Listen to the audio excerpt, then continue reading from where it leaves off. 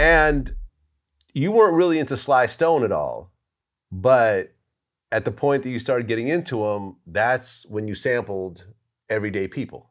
Yeah, I sang it, re-sang it. I loved, when I started to get into him, I loved Sly and I loved that whole group energy. It reminded me so much of what Arrested Development was doing. And I got a funny story because after People Every Day, our song blew up, right? Ishi, she's the youngest in the group. I think she was probably 16, something like that. She heard we were all together on our little van, our touring van.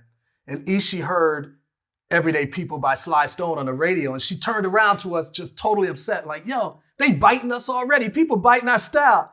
And I was like, nah, Ishi, this is actually where I got the chorus from. Because she was too young to know Sly Stone. So it was funny. Like, yeah, I totally became a fan after I got to know his music. Well, People Every Day, that was your second single off the album? Yeah, it's our second single. Okay. That hit number 8 on the main charts. Yeah. And it went gold again. Yeah.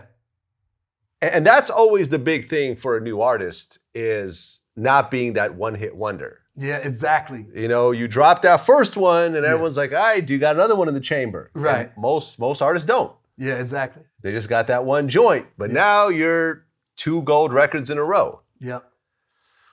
And that was, that song is a very interesting kind of song, a very interesting concept of, basically you're just trying to hang out with your lady and a bunch of ignorant dudes is pressing up on you, and then it turns into a fight and kind of protecting her honor and your own, honor and so forth. And it was a dope, a very positive, dope message. It's a real message.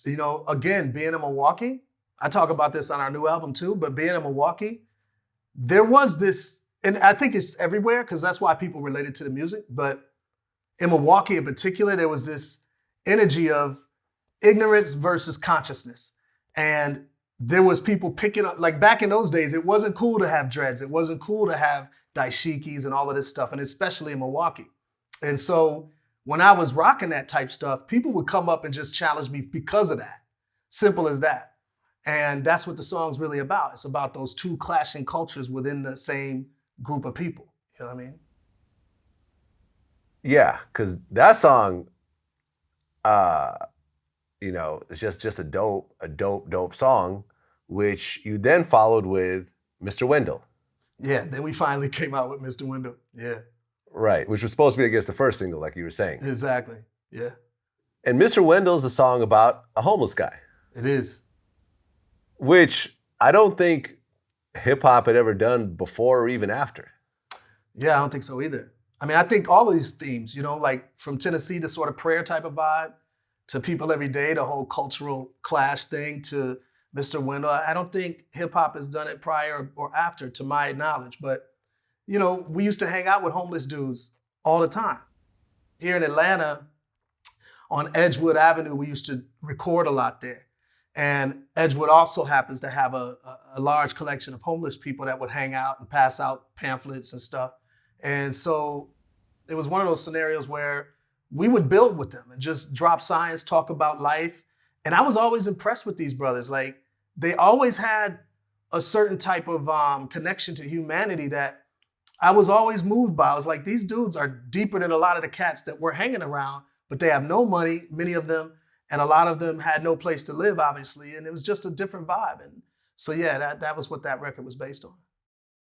Yeah, and I remember during that time, I was doing an internship at Intel, and my boss, who was this fat white dude, who was just the whitest white man you could possibly imagine, we got into a conversation one day, and he starts telling me about, I heard this, you're into rap. Yeah, I heard this rap song named Mr. Wendell about a homeless guy, and it was so interesting. And I almost feel like that song, I don't know if that was the biggest song off the album, but it kind of crossed over into more of a mainstream kind of area.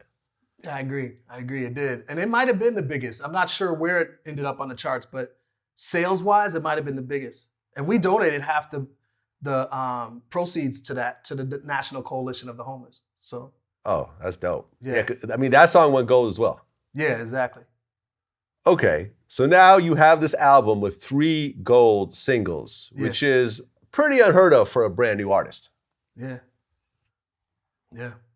How big is Arrested Development at this point? Are you guys doing major tours and everything? By all means, yeah, we're doing major tours.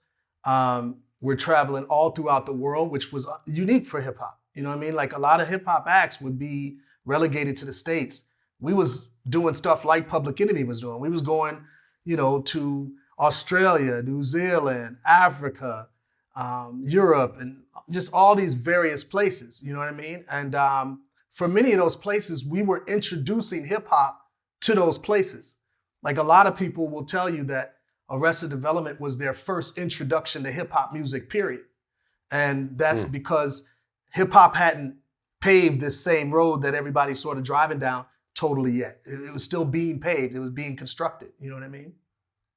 Yeah. I mean, you guys were mainstays during that time. I remember I was a big Alcoholics fan. And on the song Only When I'm Drunk, he said, drink like Mr. Wendell, smoke bud like Dr. Dre. And it was such a clever line because, although you didn't say that Mr. Wendell is an alcoholic, I mean, people just kind of could assume that he probably drinks a lot, which is why he's homeless. Exactly.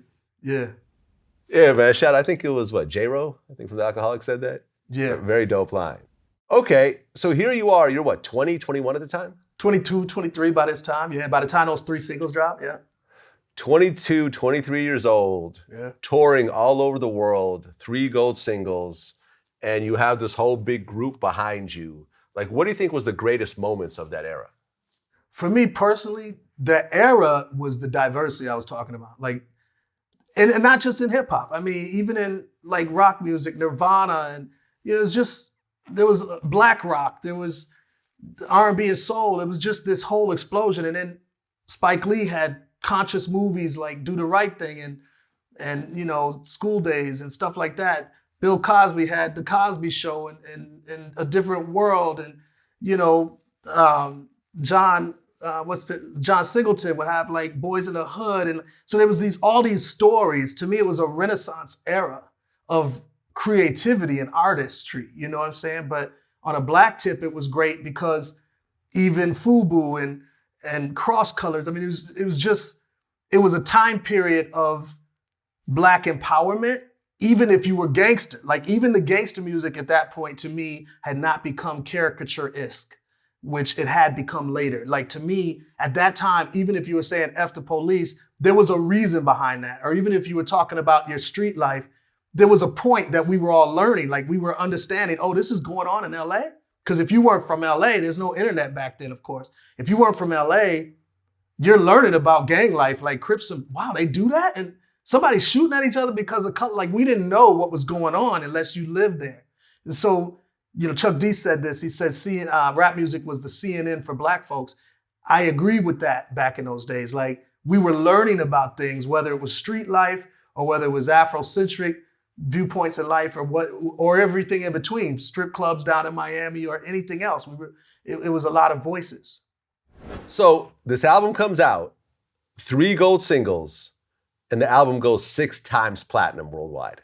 Yeah, I think somewhere between 4 to 6, I'm not sure. In the States, 4 million, and then out of the States, around the world, I will say another 2, but I'm not sure. 6 times platinum. Yeah. Very few projects get to this level. Very true.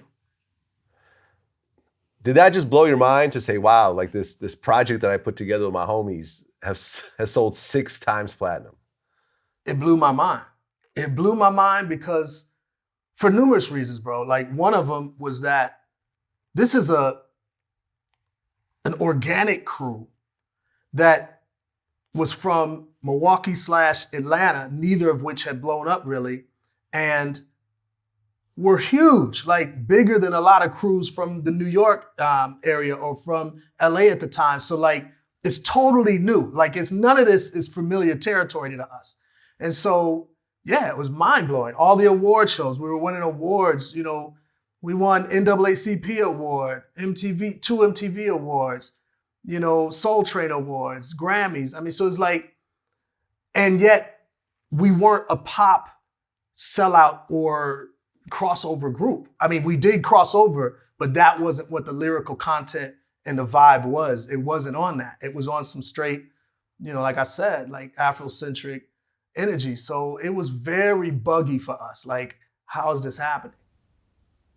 Right, because around that time, maybe a few years before, MC Hammer had a massive amount of success. Massive. But with that success, he started doing the KFC commercials, Exactly. he started doing the Pepsi commercials, he had the shoe deals.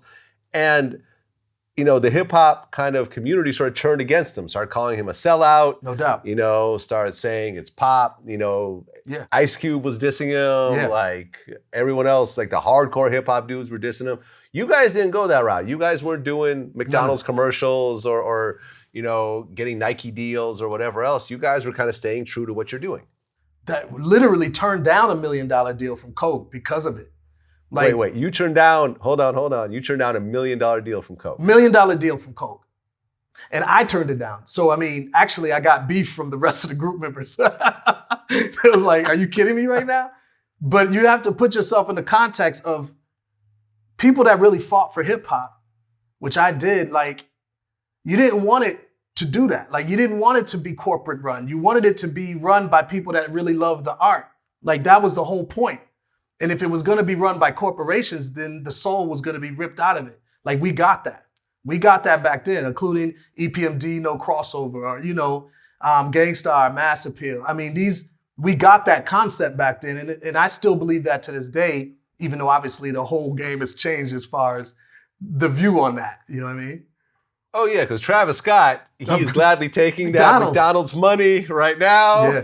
You know, he's got merch Yeah. with McDonald's logo on it. Yeah. He's got like a giant, you know, I think McNugget pillow. Yeah. He is like, yo, give me all that corporate money. Yeah. I will take every penny of it right now. But you guys turned down $1 million. What did Coke want you to do with that $1 million? A commercial. They wanted us to do a commercial. Simple. Which today would be 100% acceptable and even applauded. But back then, nah. And not only that, for me, I'm proud of that. Like, there's times when I'm struggling for money that I say I'm not proud of that in my mind, but at the end of the day, I'm proud of that. Like, it wasn't the right move.